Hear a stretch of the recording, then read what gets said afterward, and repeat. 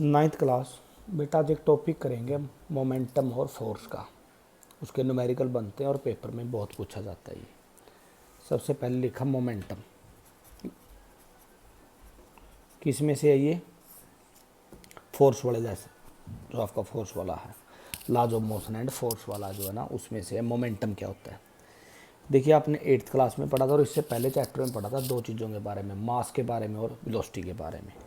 Momentum को represent करते हैं पी से। ये ऊपर साइन किस बात का होता है? वेक्टर का।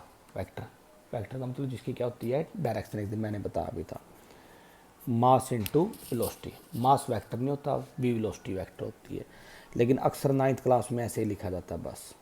तो मोमेंटम किस किस चीज़ की मल्टीप्लाई हुई? It is the product of mass and velocity. उसको हम क्या बोलेंगे? मोमेंटम बोलेंगे। अब एग्जांपल देखिए, एक ट्रक जाने लग रहा है या कोई बस जाने लग रही है, किसी भी स्पीड के साथ जाने लग रही है, तो बस का जितना ही मास होगा उसकी स्पीड के साथ मल्टीप्लाई कर देंगे, क्या बन जाएगा? मोमेंटम। फिर दूसरी तरफ अगर एक साइकिल वाला है, बाइक वाला है, वो जाने लग रहा है, उसकी भी कोई ना कोई क्या होगी? स्पीड होगी। तो जितना भी बाईसाइकिल का या आपके बाइक का मास होगा उसकी स्पीड के साथ मल्टीप्लाई कर देंगे तो वो भी क्या होगा? मोमेंटम। किसका मोमेंटम ज़्यादा होगा अगर दोनों की स्पीड सेम होगी? बस का। क्यों? क्योंकि बस का मास क्या है? ज़्यादा है। तो पता लग गया मोमेंटम जो है ना, मोमेंटम क्या होता है? क्या definite? It is the product of the mass and velocity. फिर होती है यूनिट्स इनकी, किस चीज़ में मापते हैं इसको? मास को मापते हैं केजी में, आपको अच्छी तरह से पता होगा। मास को मापते हैं केजी में। वी का मतलब वेलोसिटी। वेलोसिटी क्या होती है? डिस्प्लेसमेंट अपॉन क्या होता है बेटा? टाइम। तो डिस्प्लेसमेंट का मतलब होता है लंबाई। लंबाई को किस में मापते हैं? मीटर में। और टाइम को किस में मापते हैं? सेकंड में। तो इसकी यूनिट क्या बनेगी? केजी मीटर, और इसकी पावर 1 जब ऊपर पावर जाती है तो क्या हो जाती है? माइनस। या ऐसे कैसे लिखा रहने दो, ये भी कोई दिक्कत नहीं है। अब देखो मैं इसी से रिलेटेड जो है ना न्यूटन का सेकंड लॉ करूँगा। इसलिए करा रहा हूँ क्योंकि इसके न्यूमेरिकल वगैरह बहुत ज़्यादा बनते हैं। हालांकि 3 लाख थे, तीनों के तीनों कराएंगे। देखो एक बार मैं आपको इसी से रिलेटेड बता रहा हूँ, Newton second law of motion. Second law of motion, देखो न्यूटन का सेकंड लॉ ऑफ मोशन क्या होता है? F directly D P upon D T. F का मतलब क्या होता है? फोर्स। फोर्स के ऊपर वेक्टर, लेकिन जो है ना 9th क्लास में देखो एक बार समझाने के लिए चलो लिख देते हैं, F D P upon D T. एक बात मैं आपको क्लियरली बता देता हूँ बेटा, जब भी कभी नीचे टाइम आता है तो उसको रेट चेंज बोलते हैं। क्या बोलते हैं? Rate change. तो ये लिखा जाता है रेट, नीचे टाइम आ गया तो रेट चेंज बोला जाएगा। Rate change of momentum, the rate change of किसका? मोमेंटम। और जो ये सिंबल होता है इसको बोलते हैं डायरेक्टली प्रोपोर्शनल। क्या बोलते हैं? Directly proportional. The rate change of momentum directly proportional to किसके होता है? बोलो, फोर्स के। Rate change of momentum is directly proportional to force. इनके जो मोमेंटम में चेंज होगा वो क्या होगा? मोमेंटम में जो चेंज होगा वो किसके अकॉर्डिंग होगा? फोर्स के होगा।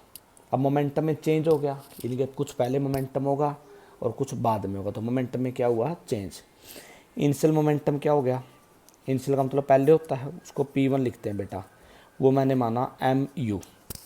आपने पिछले चैप्टर में पढ़ा था, u का मतलब कौन सी वेलोसिटी होती है? इनिशियल वेलोसिटी होती है। और v का मतलब कौन सी होती है? फाइनल।